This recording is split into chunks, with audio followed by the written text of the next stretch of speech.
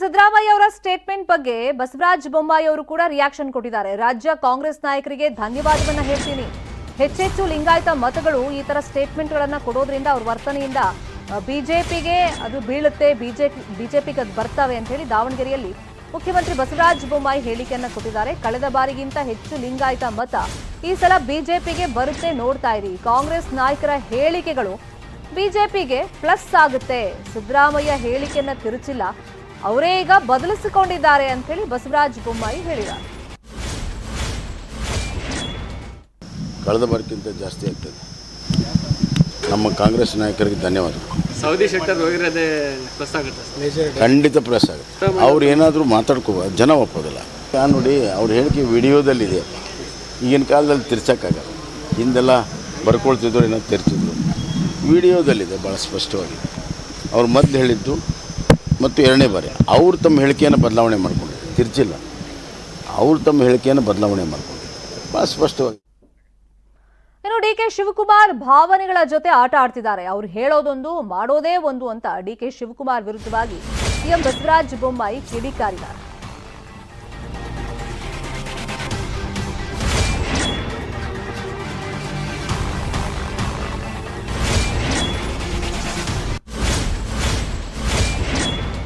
ಒಂದು ಕಡೆ ಸಿದ್ದರಾಮಯ್ಯ ಅವರು, ಮತ್ತೊಂದು ಕಡೆ ಡಿ ಕೆ ಶಿವಕುಮಾರ್ ಅವರನ್ನ ಹೇಗಾದ್ರೂ ಮಾಡಿ ಸಲ ಕಟ್ ಹಾಕಬೇಕು ಅಂತ ಹೇಳಿ ಎದುರಾಳಿಗಳನ್ನ ಹಾಕಿದ್ದು ಆಯಿತು ಬಿಜೆಪಿಯಿಂದ. ಇನ್ನೊಂದು ಕಡೆ ಅವರ ಮಾತಿಗೆ ಕಡಿವಾಣ ಹಾಕೋದು ಅಥವಾ ಅವ್ರು ಏನು ಸ್ಟೇಟ್ಮೆಂಟ್ ಕೊಟ್ಟರು ಕೂಡ ಅದನ್ನ ಎಲೆಕ್ಷನ್ ತನಕನೂ ಜೀವಂತವಾಗಿ ಇರಿಸೋದು, ಅದನ್ನು ಯಾವ ಥರ ಅಸ್ತ್ರವಾಗಿ ಬಳಕೆ ಮಾಡ್ಕೊಳ್ಬೇಕು ಅಂತ ಹೇಳಿ ಬಿಜೆಪಿ ಈಗ ಸ್ಟ್ರಾಟಜಿಗಳನ್ನು ರೂಪಿಸ್ಕೊಂಡಿದೆ. ಅವರು ಭಾವನೆಗಳ ಜೊತೆ ಆಟ ಆಡ್ತಾರೆ. ಲಿಂಗಾಯತ್ ಡ್ಯಾಮು, ಕಾಂಗ್ರೆಸ್ ಸರೋವರ, ಇದು ಯಾರು ಹೇಳಿದ್ರು? ಭಾವನೆಗಳಲ್ವ. ಅವ್ರು ಹೇಳೋದೊಂದು ಮಾಡೋದೊಂದು ಡಿ ಕೆ.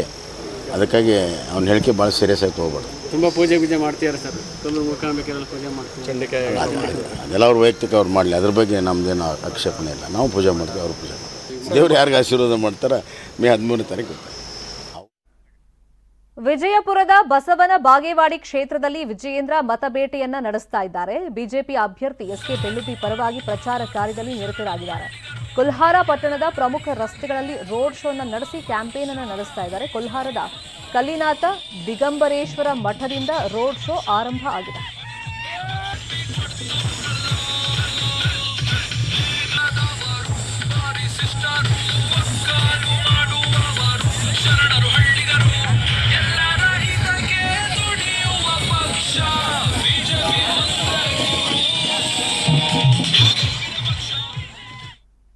ಅರಕಲಗೂಡು ಕಾಂಗ್ರೆಸ್ ಅಲ್ಲಿ ಅಸಮಾಧಾನ ಭುಗಿಲೆದಿದೆ. ಪಕ್ಷೇತರ ಅಭ್ಯರ್ಥಿಯಾಗಿ ಎಂಟಿ ಕೃಷ್ಣೇಗೌಡ ನಾಮಿನೇಷನ್ ಫೈಲ್ ಮಾಡಿದ್ದಾರೆ. ಬಟ್ ಇವತ್ತು ನಾಮಿನೇಷನ್ ಅನ್ನ ವಾಪಸ್ ಪಡೆಯೋದಕ್ಕೆ ಕೊನೆ ದಿನವಾಗಿರುವಂತ ಹಿನ್ನೆಲೆಯಲ್ಲಿ ಈಗ ಚುನಾವಣೆಯಲ್ಲಿ ಸ್ಪರ್ಧೆ ಮಾಡಿ ಅಂತ ಹೇಳಿ ಅಭಿಮಾನಿಗಳು ಒತ್ತಡವನ್ನ ಹಾಕ್ತಾ ಇದ್ದಾರೆ, ಒತ್ತಾಯವನ್ನ ಮಾಡ್ತಾ ಇದ್ದಾರೆ. ನೀವು ಪಕ್ಷೇತರವಾಗೇ ಸ್ಪರ್ಧೆ ಮಾಡಿ, ನೀವು ಗೆಲ್ತೀರಿ ಅನ್ನೋ ವಿಶ್ವಾಸ ನಮ್ಮ ಹತ್ರ ಇದೆ ಅಂತ ಅಭಿಮಾನಿಗಳು ಫೋರ್ಸ್ ಮಾಡ್ತಾ ಇದ್ದಾರೆ. ಈಗ ಪಕ್ಷೇತರ ಅಭ್ಯರ್ಥಿಯಾಗಿ ಸ್ಪರ್ಧೆ ಮಾಡ್ತಾರಾ ಎಂಟಿ ಕೃಷ್ಣೇಗೌಡ ಅನ್ನೋದು ಈಗಿರುವಂತ ಕುತೂಹಲ. ಏನೇ ಆದ್ರೂ ಕೂಡ ಇವತ್ತು ನಾಮಿನೇಷನ್ ವಾಪಸ್ ತಗೊಳ್ಳೋದಕ್ಕೆ ಕಡೆ ದಿನ ಆಗಿದೆ.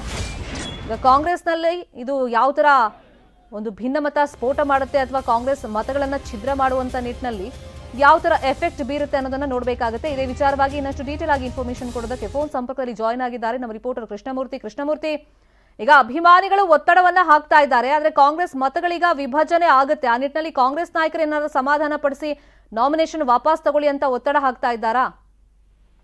ಖಂಡಿತವಾಗಿ ಶರ್ಮಿತಾ, ನಿನ್ನೆ ಕೂಡ ಈ ವಿಚಾರವಾಗಿ 3 ರಿಂದ 4 ಗಂಟೆ ಕಾಲಾವಕಾಶದಲ್ಲಿ ಅವರನ್ನ ಏನು ಮನವೊಲಿಸುವಂತ ಪ್ರಯತ್ನ ಕೂಡ ನಡೆದಿದೆ. ಕೃಷ್ಣೇಗೌಡರು ಈ ವಿಚಾರಕ್ಕೆ ನಾನು ಕಾರ್ಯಕರ್ತರನ್ನ ಕೇಳಿ ನಿಮ್ ನಂತರ ನಿರ್ಧಾರ ಕೈಗೊಳ್ತೀನಿ ಎಂಬಂತಹ ಹೇಳಿಕೆಯನ್ನ ನಿನ್ನೆ ಕೂಡ ಕಾಂಗ್ರೆಸ್ ವರಿಷ್ಠರಿಗೆ ಕೊಟ್ಟಿದ್ದಾರೆ ಎಂಬಂತಹ ಮಾಹಿತಿಗಳು ಈಗ ಲಭ್ಯ ಆಗಿರ್ತಕ್ಕಂಥದ್ದು. ಈಗ ಅರಕಲಗೂಡು ಪಟ್ಟಣದ ಲಕ್ಷ್ಮಿ ಹೋಟೆಲ್ ಏನಿದೆ, ಈ ಆವರಣದಲ್ಲಿ ಸುಮಾರು 1000 ಜನ ಕಾರ್ಯಕರ್ತರು ಮತ್ತು ಕೃಷ್ಣೇಗೌಡರ ಅಭಿಮಾನಿಗಳು ಈಗ ಕೃಷ್ಣೇಗೌಡರು ಯಾವುದೇ ಕಾರಣಕ್ಕೂ ನಾಮಪತ್ರವನ್ನು ವಾಪಸ್ ತೆಗಿಬಾರದು, ಪಕ್ಷೇತರವಾಗಿ ಅರಕಲಗೂಡು ಕ್ಷೇತ್ರದಿಂದ ಸ್ಪರ್ಧೆ ಮಾಡೋದು ನೀವು ಗೆಲ್ತೀರಿ ಎಂಬುದು ಒತ್ತಡವನ್ನು ಹಾಕ್ತಾರೆ. ಕೃಷ್ಣೇಗೌಡರು ಕೂಡ ನಾನು ಮಧ್ಯಾಹ್ನ 3 ಗಂಟೆವರೆಗೂ ಕಾಲಾವಕಾಶ ಇರೋದ್ರಿಂದ ಅಲ್ಲಿವರೆಗೂ ಕೂಡ ನನ್ನ ಕಾರ್ಯಕರ್ತರು ಏನ್ ಹೇಳ್ತಾರೆ ಆ ವಿಚಾರವಾಗಿ ಎಲ್ಲರನ್ನು ಕೂಡ ಕೇಳಿ ನಂತರ ನಾನು ನಿರ್ಧಾರವನ್ನು ಪ್ರಕಟಿಸ್ತೀನಿ ಅಂತ ಹೇಳ್ತಿದ್ದಾರೆ. ಆದ್ರೆ ಅರಕಲಗೂಡು ವಿಧಾನಸಭಾ ಕ್ಷೇತ್ರಕ್ಕೆ ಸಂಬಂಧಪಟ್ಟಂಗೆ ಹಿಂದಿನ ಕೂಡ ಹಗ್ಗಜಗ್ಗಾಟ ನಡೆದುಕೊಂಡೇ ಬಂದಿದೆ. ಸಿದ್ದರಾಮಯ್ಯ ಒಂದ್ ಕಡೆ ಆದ್ರೆ ಡಿ ಕೆ ಶಿವಕುಮಾರ್ ಅವರು ಒಂದು ಅಭ್ಯರ್ಥಿ ಪರವಾಗಿ ಬ್ಯಾಟಿಂಗ್ ಅನ್ನ ಮಾಡಿದ್ರು. ಕೊನೆಯಲ್ಲಿ ಡಿ ಕೆ ಶಿವಕುಮಾರ್ ಅವರು ತಮ್ಮ ಪರವಾಗಿರ್ತಕ್ಕಂತಹ ಆಕಾಂಕ್ಷಿಗೆ ಟಿಕೆಟ್ ಕೊಡಿಸಲಿಕ್ಕೆ ಯಶಸ್ವಿ ಕೂಡ ಆಗಿದ್ದಾರೆ. ಈಗ ನಿವೃತ್ತಿ ಪಡೆದಂತಹ police circle inspector Shridhar Gowda ಕೂಡ ಈಗ ಅರಕಲಗೂಡಿನಿಂದ ಕಾಂಗ್ರೆಸ್ ಅಭ್ಯರ್ಥಿಯಾಗಿ ಸ್ಪರ್ಧೆ ಮಾಡಿದ್ದಾರೆ. ಆದ್ರೆ ಟಿಕೆಟ್ ಕೈ ತಪ್ಪಿದ್ರಿಂದ ಕೃಷ್ಣೇಗೌಡ ಈಗ ಬೇಸರಗೊಂಡಿದ್ದು, ಸಿದ್ದರಾಮಯ್ಯವರ ಆಪ್ತಾಗಿದ್ದಂತ ಕೃಷ್ಣೇಗೌಡ ಈಗ ಪಕ್ಷೇತರವಾಗಿ ನಿಂತರೆ ಕಾಂಗ್ರೆಸ್ಗೂ ಕೂಡ ಇಲ್ಲ ಒಂದು ರೀತಿಯಿಂದ ಹೊಡೆತ ಬೀಳೋದ್ರಲ್ಲಿ ಯಾವುದೇ ರೀತಿಯ ಸಂಶಯ ಇಲ್ಲ. ಶರ್ಮಿತಾ, ಥ್ಯಾಂಕ್ ಯು ಕೃಷ್ಣಮೂರ್ತಿ ಈ ಕ್ಷಣದ ಅಪ್ಡೇಟ್ಸ್ಗೆ.